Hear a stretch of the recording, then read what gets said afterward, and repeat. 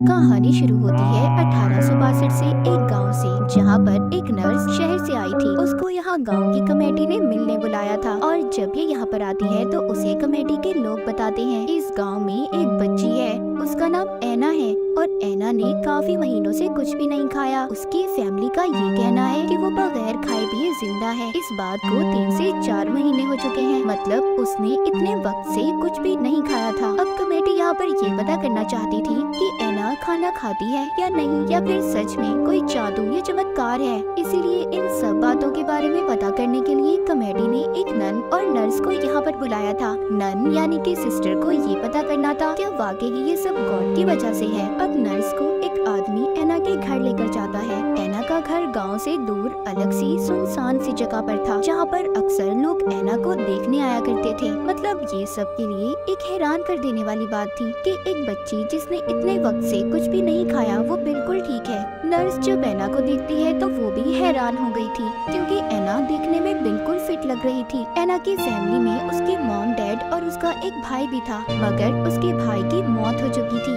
और इस बात का पता करने के लिए नर्स कब्रिस्तान भी जाती है, जहाँ पर उसके भाई की कब्र उसे मिल गई थी। नन और नर्स दोनों ये फैसला करती है कि 8 घंटे नर्स ड्यूटी देगी और 8 घंटे नन, क्योंकि 14 दिन के बाद उन्हें कमेटी को रिपोर्ट देनी थी कि ऐना खाना खाती है या नहीं, और इसी काम के लिए उन्हें यहाँ पर बुलाया गया था। नर्स जब ऐना पर नजर रखती थी तो वो बिल्कुल भी सोती नहीं थी, मगर उसके बावजूद उसे नहीं पता चला था कि ऐना को खाना कौन खिलाता है। लेकिन नर्स को इस बात पर पूरा यकीन था कि ऐना को कोई ना कोई तो है जो चुपके से उसे खाना खिलाता है, क्योंकि वो जानती थी कोई भी जादू नहीं है। उसने साइंस को पढ़ा था, वो जानती थी कि कुछ भी हो जाए पर इंसान खाए पिए बगैर जिंदा नहीं रह सकता। नर्स उसके पूरे कमरे की तलाशी भी लेती है, मगर उसको खाना कहीं से भी नहीं मिलता। साथ ही में वो ऐना की मॉम से भी बात करती है, जिससे उसे पता चलता है कि ऐना की मॉम को अपने बेटे की मौत का बहुत गम है, मगर ऐना की फैमिली बहुत सी चीजों पर यकीन रखती थी, मतलब हेल, जहन्नुम, हेवन, जन्नत, आत्मा, इन सब चीजों पर। एक दिन नर्स ऐना को अपने साथ वॉक पर लेकर जाती है। ये उसे बहुत ज्यादा वॉक करवाती है। ये टेस्ट कर रही थी कि शायद इतना ज्यादा चलने के बाद उसे भूख लग जाए, पर ऐसा कुछ भी नहीं होता। ऐना बस पानी पीती है और वो भी बहुत थोड़ा सा। इसी दौरान लोग भी उससे मिलने आ रहे थे, उसकी तस्वीरें भी ले रहे थे।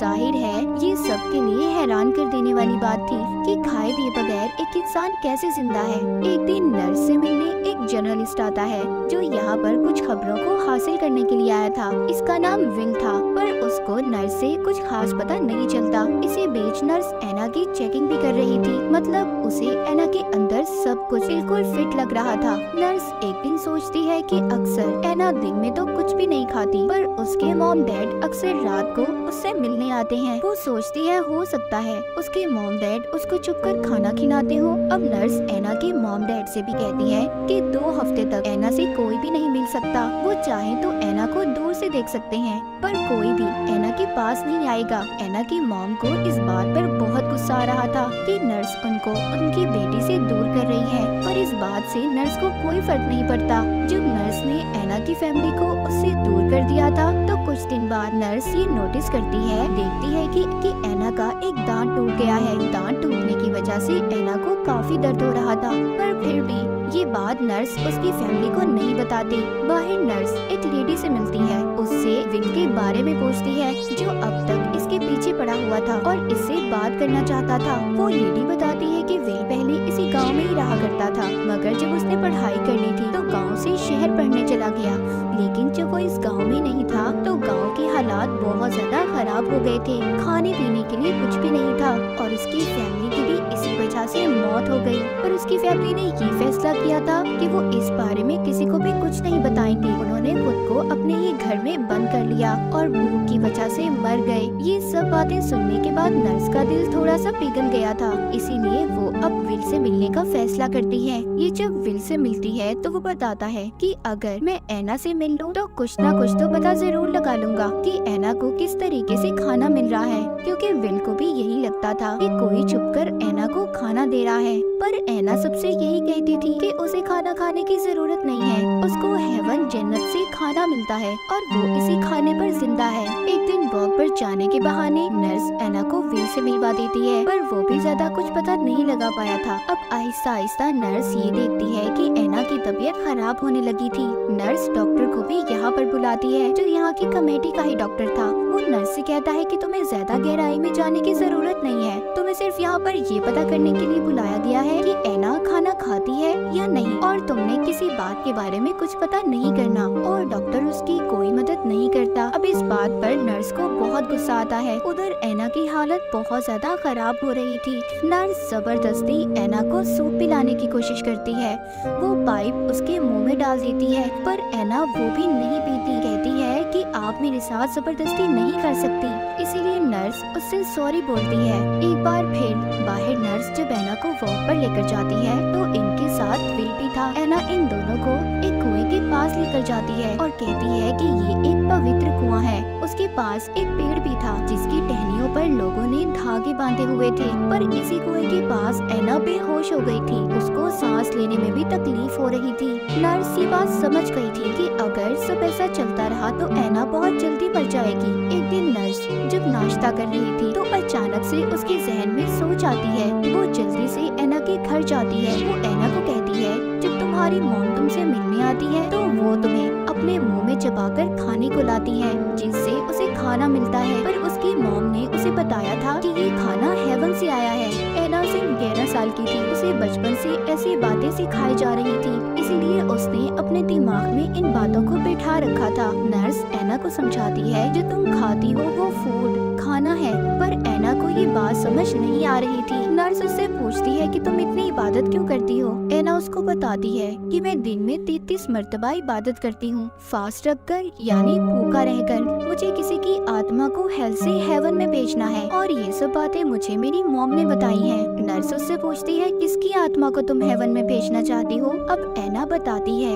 यहाँ पर हमें पता चलता है कि एना के भाई ने उसके साथ गलत रिश्ता रखा हुआ था। उसने एना से शादी भी कर ली थी, पर शादी के कुछ वक्त के बाद उसके भाई की मौत हो गई। जब एना ने अपने भाई की मौत के बाद अपने मॉम डैड को अपने और उसके रिश्ते के बारे में बताया, तो उन्होंने एना से कहा था कि तुम्हें 33 मर्तबा इबादत करनी होगी, पर भूखा रहकर, जिससे तुम्हारे भाई की आत्मा हेल से हेवन में आ जाएगी। क्योंकि उन्हें लगता था कि उनका बेटा एना की वजह से ही मरा है। नर्स समझ गई थी कि सारा प्लान एना की मॉम डैड का है। वो जानबूझकर एना को मारना चाहते हैं ताकि एना अपने भाई और मॉम डैड की हकीकत किसी को ना बता दे। अब ये सब बातें नर्स कमेटी को तो नहीं बता सकती थी, बस इतना बता देती है कि एना को खाना मिलता है और उसकी मॉमी उसे चोरी छुपे खाना देती हैं। पर नर्स के साथ उधर नन भी थी, जो कह देती है कि इस बात को नहीं जानती, क्योंकि ऐसा मैंने कुछ भी नहीं देखा। कमेटी अपने सामने अब एना को भी बुलाती है। उससे पूछा जाता है, क्या तुम खाना खाती हो।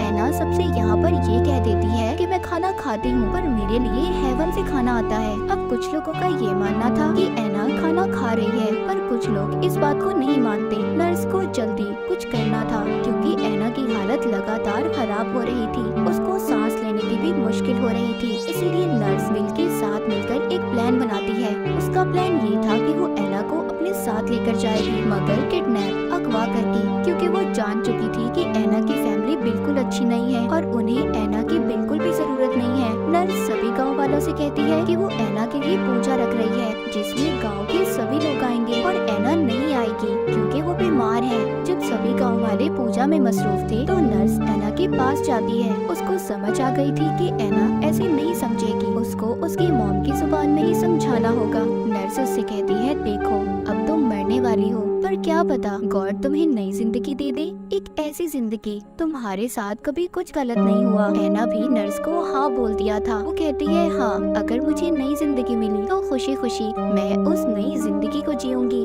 नर्स अब उसको उसी कुएं के पास लेकर जाती है और कहती है कि अब तुम अपनी आंखें बंद कर लो, तुम आहिस्ता आहिस्ता मरने वाली हो। फिर थोड़ी देर बाद वो एना को आंखें खोलने का बोलती है। अब वो एना को एना नहीं बोल रही थी, बल्कि उसने उसका नया रख दिया था। जब ऐना आंखें खोलती है तो नर्स उसे कहती है, क्या तुम्हें भूख लगी है? वो कहती है, हाँ मुझे खाना खाना है। नर्स उसको खाना खिलाती है और यहीं पर छोड़कर चली जाती है। जाकर उसने उसके घर को आग लगा दी थी। फिर अगले सीन में हमें दिखाया जाता है कि नर्स कमेटी के सामने आती है और उसे बताती है कि ऐना मर चुकी है। उसने पहले से अपनी डायरी में लिख लिया था कि इतने बजे उसकी तबीयत खराब हुई और इतने बजे ऐना मर गई। पर किसी को भी उसकी बात पर यकीन नहीं आ रहा था, क्योंकि किसी को भी ऐना की लाश नहीं मिली थी। पर फिर भी कमेटी के लोग नर्स को कुछ नहीं कहते और जाने देते हैं। जिसके बाद नर्स के पास नन आती है जो उसे कहती है कि जब गांव में पूजा हो रही थी तो मुझे कुछ अच्छा नहीं लग रहा था। तभी जब मैं वापस आई तो मैंने देखा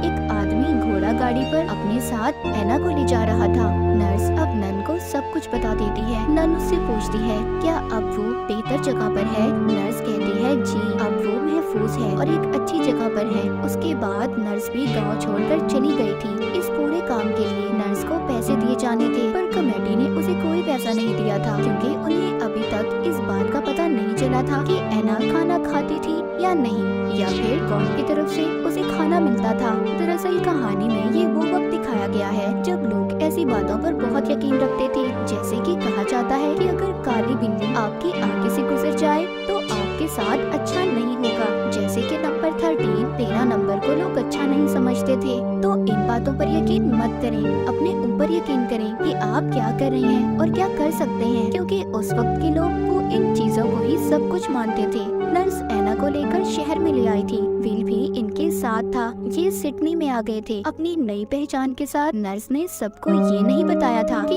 ऐना के मॉम डैड और उसके भाई ने उसके साथ क्या क्या किया, बल्कि नर्स को सिर्फ ऐना की जान बचानी थी।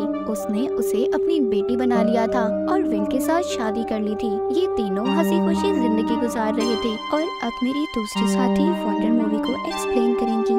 स्टार्ट में हमें एक लड़की दिखाई जाती है जो कि सोच रही होती है कि इंसान किस चीज को ज्यादा वैल्यू देता है, प्यार को या मोहब्बत को। और फिर इसके बाद हम स्कूल की एक फुटबॉल टीम की मैनेजर को देखते हैं जिसका नाम बैम है। बैम एक लड़के को पसंद करती है और उसका नाम है ओ।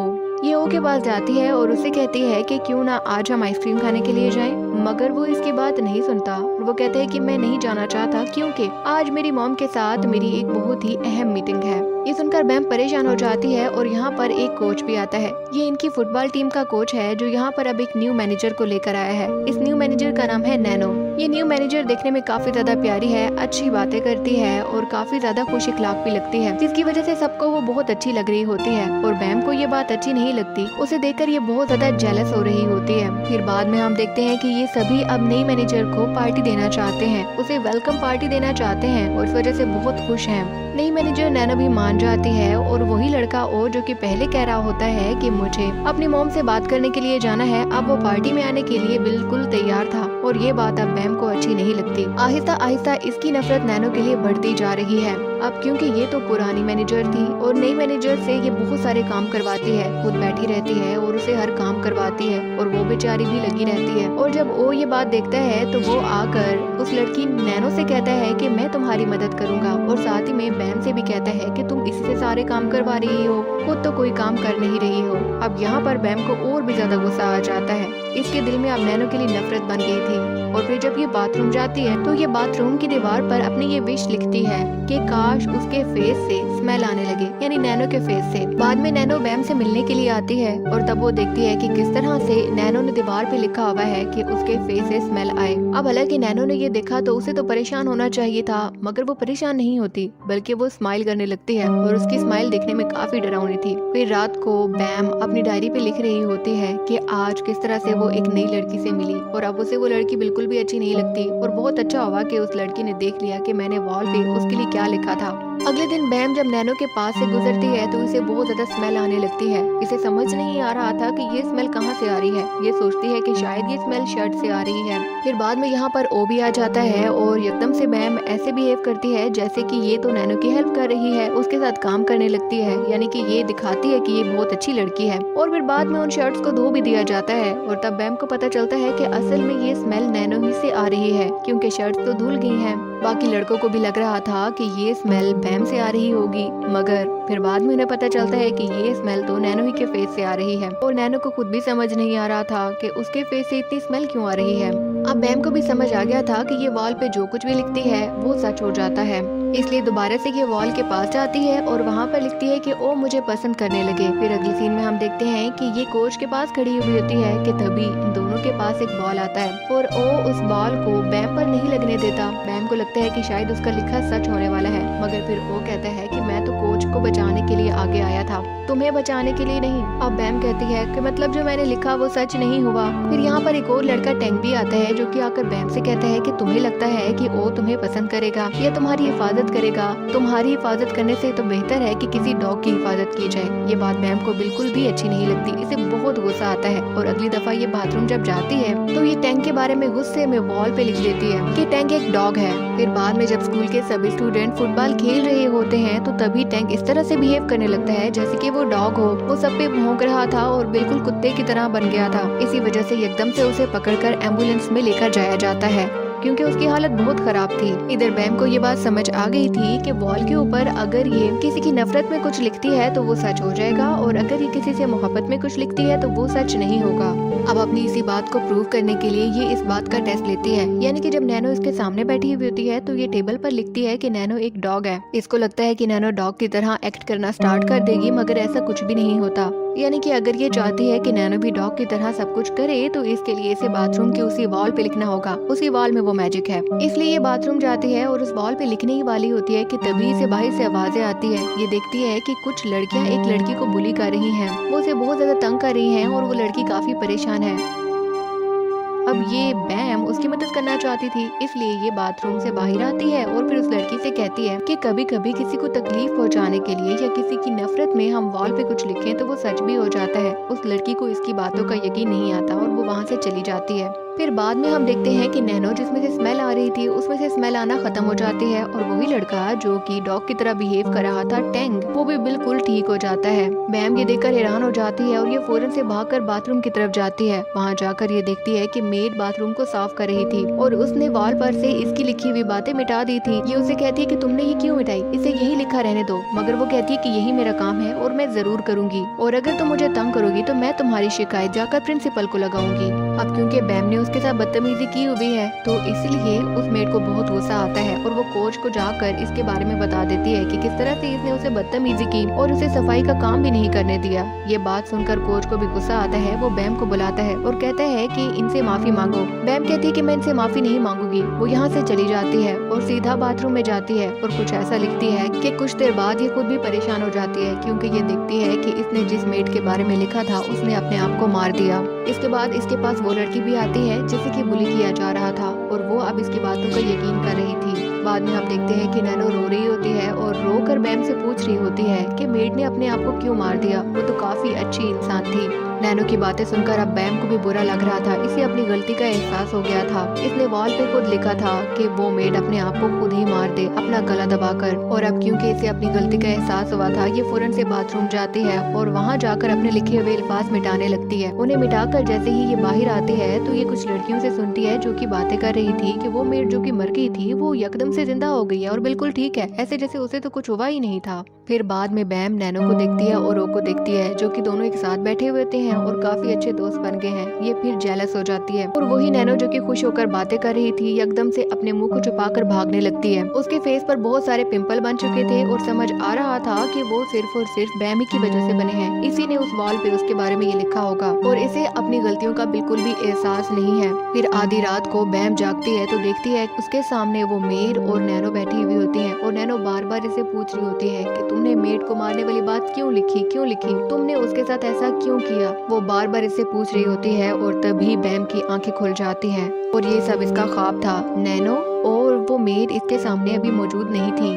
अगले दिन जब सभी स्टूडेंट क्लास में पढ़े होते हैं तो एक लड़की पढ़ते हुए उठती है और विंडो से छलांग लगाकर अपने आप को मार देती है। बैम ये देखकर हैरान हो जाती है और फौरन से बाथरूम की तरफ भाग कर जाती है क्योंकि उसने तो ऐसा कुछ भी नहीं लिखा था और वहाँ पर किसी और लड़की ने उस लड़की के मरने के बारे में लिखा हुआ था और वो कोई और नहीं बल्कि वही लड़की थी जिसे कि बुली किया जा रहा था और जिसे बैम ने उस वॉल के मैजिक के बारे में बताया था। और फिर इसके बाद आहिस्ता आहिस्ता सारे स्टूडेंट उस बाथरूम में जाते हैं और कुछ न कुछ लिख के आते हैं और पूरे स्कूल की सिचुएशन कंट्रोल के बाहर हो जाती है। यहाँ तक कि स्कूल के प्रिंसिपल को भी मार दिया जाता है। पूरे स्कूल में ये इन्फॉर्मेशन फैल चुकी थी और हर कोई उस वाल का गलत इस्तेमाल कर रहा था। बाद में बैम को पता चलता है कि ये इन्फॉर्मेशन उसी लड़की ने फैलाई है जिसे कि इसने उस बारे में बताया था। बैम उस लड़की के पास जाती है और उससे कहती है कि मैंने तुम्हें ये बात बताई थी और तुमने सब लोगों को बता दी, और इससे जानती हो कि कितना नुकसान हो रहा है, कितने लोगों की जानें जा रही हैं।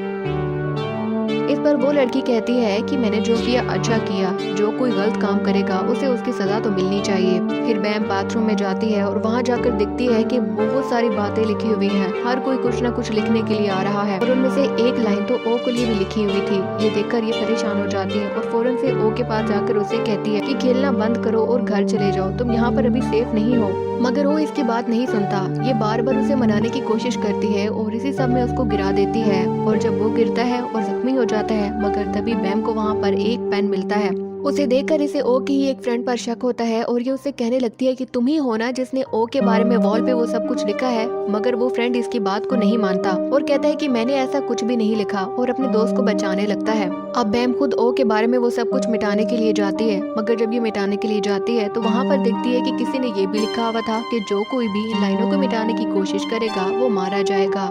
अब ये वापस आ जाती है और ये परेशान थी कि मैं क्या करूं ओ को बचाने के लिए। और तब इसके पास नैनो आती है। ये नैनो के सामने अपनी गलती का एतराफ करती है और नैनो से कहती है कि मैंने तुम्हारे लिए कितना कुछ बुरा सोचा और अब मैं खुद फंस गई हूँ और मैंने ओ की जान को भी खतरे में डाल दिया है। नैनो इसकी बात सुनती है और जोर जोर से हंसने लगती है और वो कहती है कि जो कुछ भी बुरा हुआ है वो तुम्हारी ही वजह से हुआ है, और अगर तुम्हें इतनी ही हिम्मत है तो जाकर दीवार पे सब कुछ लिखा मिटा कर आओ और सबके सामने अपनी गलती का एतराफ करो।